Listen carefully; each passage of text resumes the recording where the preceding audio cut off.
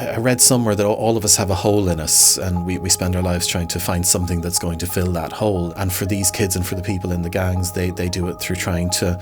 The gang almost becomes a religion in a way. This code which they live by becomes almost their 10 commandments. So this book is the first in a series. The series is called Stories from the Margins. This book is called Bleak, and it's a story of a young man called Mikey who approached me to write his story for an online newspaper that I was working for, and he wanted me to talk about how a criminal gang he had joined, he believed, had saved his life. By the time I realised Griffin had a knife, it was too late, and the blade was already pressed to my throat. He was a head taller than me, and twice as broad, and his electric blue eyes were wild with anger and intelligence. My plan had been to see how far I could push him, but I had overplayed my hand. That night, I had driven across the city to try and stop a war. Instead, I had walked right into one. Mikey is a young man who has grown up in a family where he wasn't really cared for at all. His mum had psychiatric problems, his dad was very abusive, and on his 14th birthday, he was sitting at home all by himself, cold, hungry, frightened, and he was watching a show like The Only Way is Essex or something like that, and he said that all of these people had such wonderful lives and he had nothing, and he said he had this awful kind of road to Damascus moment where he thought, what if it never gets any better?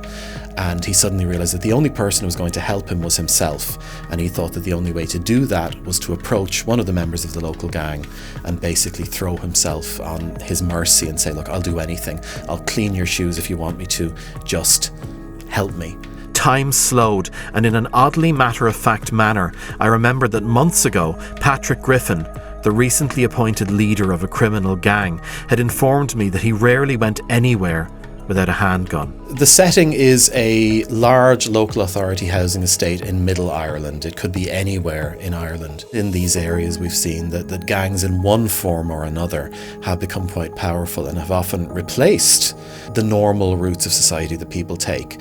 An awful lot of young people look and say, okay, I want success, I want money, I want a home, I want good things. The way I'm going to do that is through college, through education, through a good job.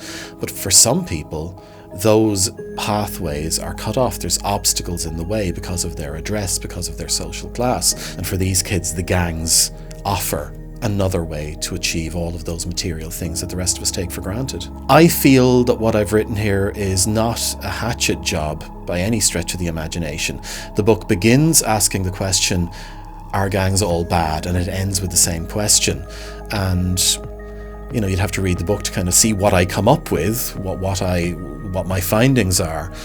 But I think that there's good and bad in everything, and I hope that the book reflects that what I try and present are people, that these are people who have all kinds of different hues and colours, and as I said, these are people looking for something, and the gang is what they think that they find.